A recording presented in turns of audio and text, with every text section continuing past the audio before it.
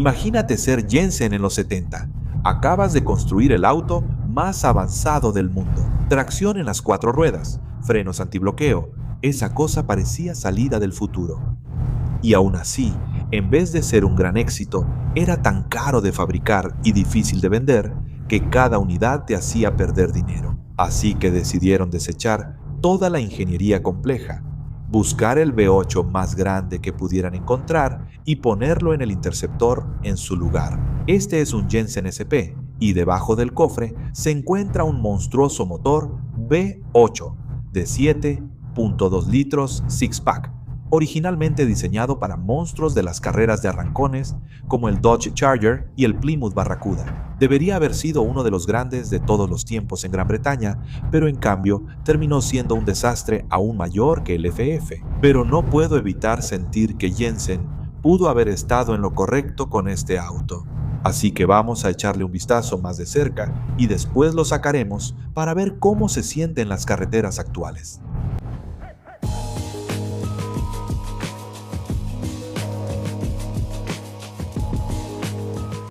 En 1971, después de haber construido solo 320 FF, Jensen decidió ponerle fin. Así que ahora necesitaban otro auto insignia y, lo más importante, tenía que desarrollarse rápido y ser barato porque les faltaba dinero. Afortunadamente para ellos, Chrysler también tenía un problema. Guardados en un almacén en Canadá, acumulando polvo, tenían un lote de enormes motores V8 de 7.2 litros six-pack que ya no podían vender debido a las regulaciones de emisiones en Estados Unidos. Jensen vio una oportunidad y en cuestión de días, esta pequeña empresa británica se convirtió en la orgullosa dueña de una colección de enormes motores de carreras de aceleración, originalmente destinados para Dodge Chargers y Plymouth Barracudas. Lo cual es absurdo si lo piensas. Se supone que esto es un expreso para caballeros, un gran turismo de alta velocidad para hombres de negocios adinerados. Y Jensen decidió que el mejor motor para el trabajo era básicamente algo diseñado para aterrorizar el cuarto de milla en Detroit. El nombre SP en sí proviene de Six-Pack, que se refiere a los 3 carburadores Holley de doble garganta que coronan este enorme motor. Para que te des una idea, mi Pantera de 5.8 litros tiene un solo carburador Holley. Este tiene 3 y genera 390 caballos de fuerza con 490 libras-pie de torque a solo 3.000 revoluciones por minuto. Pero a diferencia de los enormes compartimientos de motor para los que estos motores fueron diseñados en autos americanos, Jensen tuvo que meter esto en el espacio relativamente reducido en la parte delantera del Interceptor. Como era de esperarse, ahí debajo todo se calentó bastante. Las temperaturas bajo el cofre se convirtieron en un verdadero problema, lo que llevó a que las bases del carburador se deformaran y, por lo tanto, a un ralentí irregular y un mal funcionamiento. Y supuestamente había otro problema. Ahora, la forma en que funciona esa configuración de carburadores es que la unidad central se encarga del motor la mayor parte del tiempo. Pero cuando quieres que entre la potencia, los 2 carburadores exteriores entran en acción.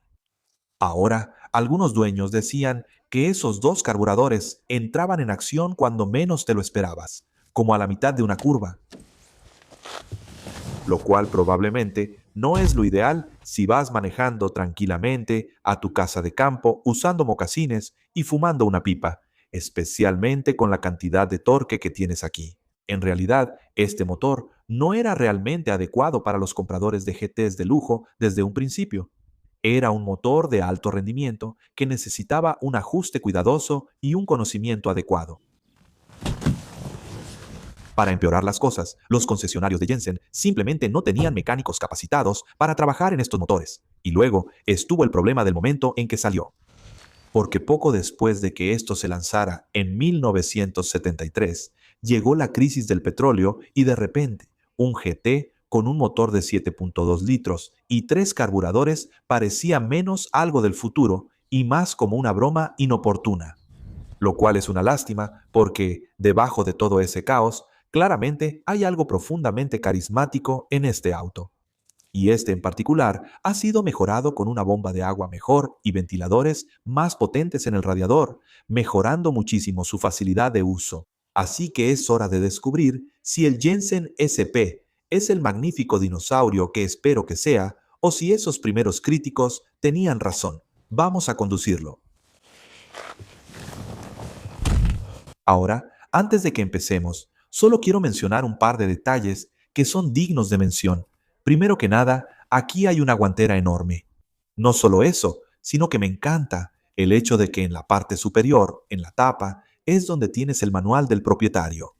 Todo muy ordenado, todo original y todos los autos venían así. Así que ese es un detalle que me parece genial. También en la parte trasera, los sujetadores del cinturón de seguridad del asiento están integrados en la consola central, lo cual es realmente genial. Y por último, en el compartimiento del motor hay algo que nunca había visto antes. Es una luz flexible que puedes desenganchar y apuntar a cualquier área del motor. También tienen una pequeña luz lateral ahí, pero eso es algo que nunca había visto en un auto antes.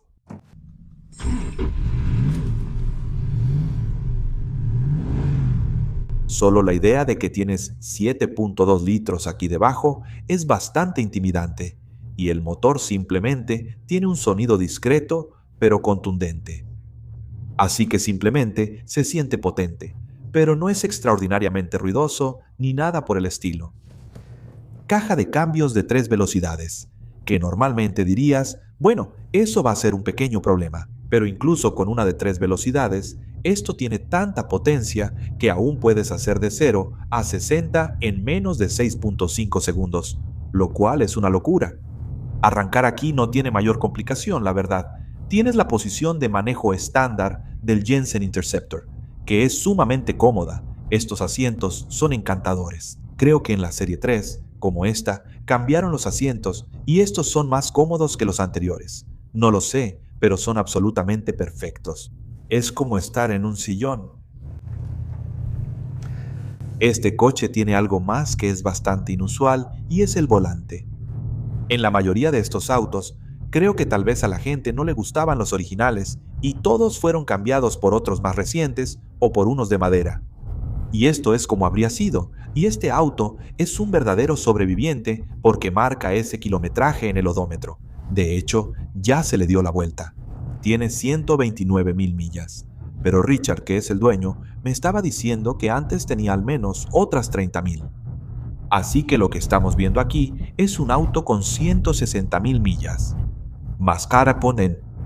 Ahora, hay algunas pequeñas señales de desgaste en el cuero, por ejemplo, pero considerando el kilometraje y el hecho de que esto era de muy buena calidad, es tan grueso que en realidad ha resistido bastante bien el desgaste. Muchos autos de los 70 tienen interiores fabulosos, y este es uno de ellos. Solo mira el tamaño de esta consola central. Es realmente imponente, y tienes una fila de interruptores ahí. Los indicadores para la temperatura, el aceite, el combustible, el voltímetro, y en el SP tienes todos los extras posibles, así que todas las opciones diferentes, obviamente vidrios eléctricos, pero también tiene un reproductor de 8 pistas de gama alta mejorado. Eso no te trae recuerdos, así que me interesaría ver si puedo sentir algo de ese impulso del que algunos clientes de la época hablaban, donde, ya sabes, los carburadores extra hacían que el motor empezara a jalar cuando menos te lo esperabas. Pero ahora lo único que vamos a hacer es pisar el acelerador y ver cómo se siente. Feels. ¿Estás listo? 7.2 litros, 390 caballos de fuerza.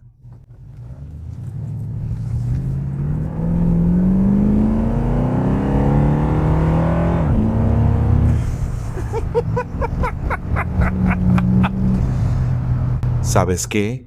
Estos autos son pesados para su época. Realmente son muy pesados. 1.800 kilos el SP. Algunos dicen que en realidad es más que eso. 1.900 kilos. Ahora, para un auto en los 70s, eso es una locura. Y estoy seguro de que mucho de eso se debe a ese motor. Pero cuando cambia realmente a primera velocidad, sí, se siente rápido. Pero cuando cambia a segunda, realmente se impulsa hacia adelante. Y eso es porque esto tiene mucho que ver con el torque, como que volvió justo al punto de torque máximo, alrededor de 3.000 revoluciones por minuto. Y honestamente, lo es.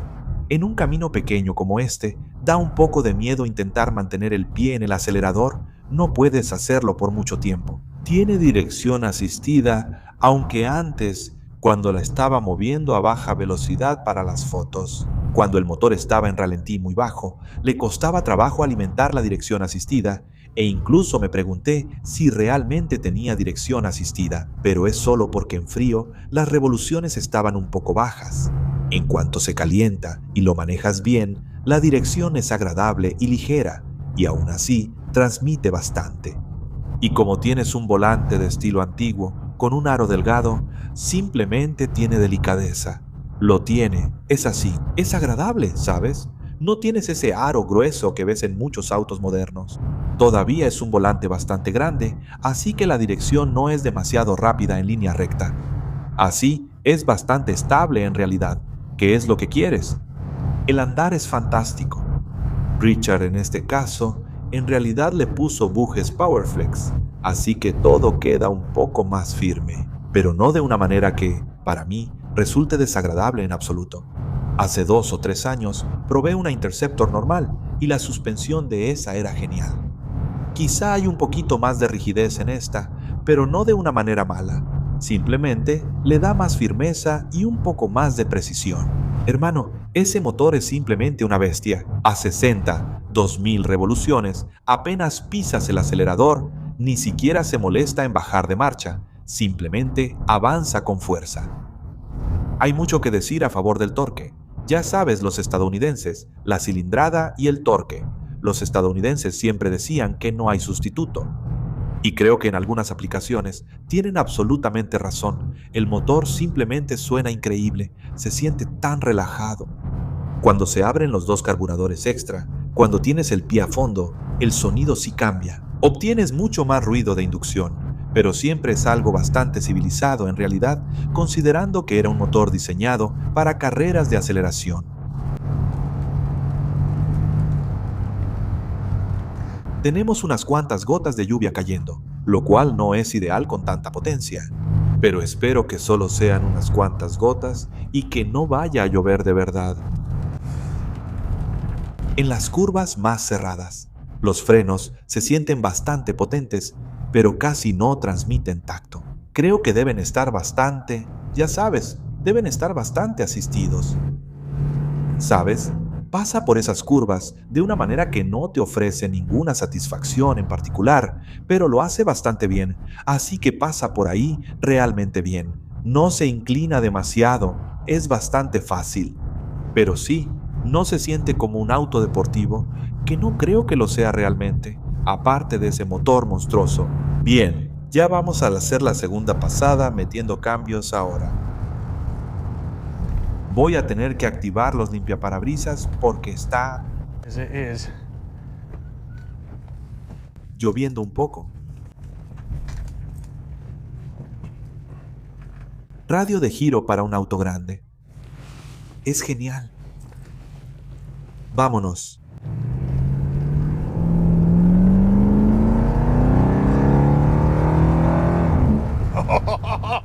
Honestamente, casi quiere que las llantas patinen cuando entra en segunda velocidad, aunque tiene un convertidor de par, lo cual debería suavizar un poco las cosas. Quiero decir, solo imagina si esto fuera, no sé, una transmisión manual de 5 velocidades. O incluso, para ser honesto, una manual de 4 velocidades sin el convertidor de par absorbiendo la potencia extra. Sería aún más impresionante.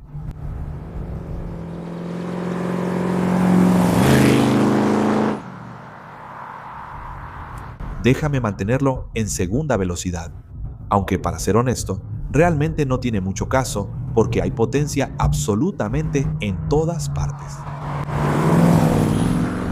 No es un auto en el que quisiera perder tracción, así que estaba siendo un poco cuidadoso ahí. No voy a intentar hacer un derrape exagerado porque no siento que podrías controlarlo. La dirección no es tan rápida. Y puedes sentir el peso del auto debajo de ti, moviéndose o intentando moverse. Pero considerando todo, creo que hicieron un muy buen trabajo con la suspensión para que maneje como lo hace. Es tan civilizado, es tan refinado.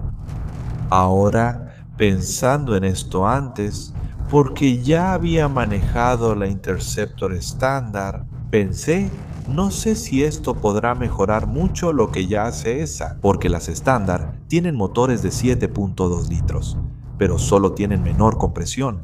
Esta también tiene una cadena mejorada y por supuesto los carburadores. Así que esto sí proporciona más potencia, pero pensé que el 7.2 estándar seguramente es suficiente. Pero después de haber manejado esto hoy, tengo que decir que realmente es un dinosaurio absolutamente magnífico. Y hay algo a favor de elegir el SP en lugar del auto estándar. No estoy seguro si le hicieron algo a la suspensión o quizás si solo son los bujes Powerflex, pero se siente solo un poco más fácil de manejar rápido que el otro que probé y por supuesto suena absolutamente fantástico.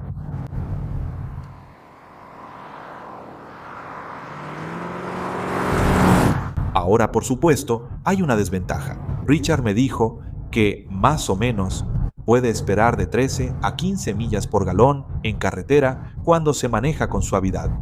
Eso aún no es tan malo, pero leí una reseña, en su momento, de uno de los periodistas que los probó en ese entonces, quien dijo que iba con mucho cuidado porque estaba usando muchísima gasolina. Y cuando regresó para entregar el auto a Jensen, les mencionó: sí, es un gran auto, pero tuve que ir con mucho cuidado porque consume muchísima gasolina. Y ellos le dijeron: bueno, realmente no deberías haberte molestado. Parece que usa prácticamente la misma cantidad de gasolina, ya sea que vayas muy despacio o que estés aprovechando las prestaciones. Y Richard en realidad respalda eso. Ahora, revisé lo que hay disponible en el mercado en este momento, y hay 3 autos en el Reino Unido. Hay muchos Interceptor, pero solo hay 3 SP. 2 cuestan 50 y 55, y luego hay uno en 95. Así que hay una diferencia bastante grande ahí.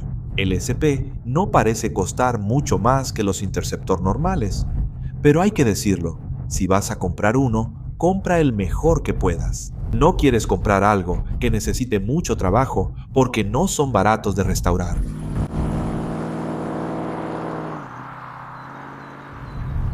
Entonces, ¿qué pensar del SP? ¿Tenían razón los críticos? Bueno, es difícil decirlo con perspectiva, manejando un auto que está perfectamente bien ajustado, porque para mí se siente fantástico, pero obviamente sí tiene esas mejoras en el sistema de enfriamiento. Richard nunca ha tenido ni un solo problema con él.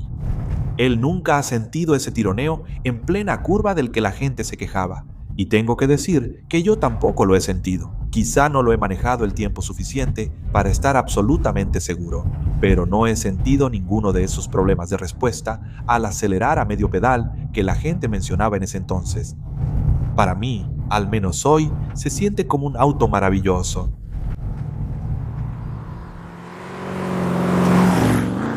Ahora, siempre parecía que el destino del Interceptor ya estaba escrito. Era un auto tan extravagante, era excesivo. Y cuando salió el SP y luego vino la crisis del petróleo de 1973, eso fue todo, realmente.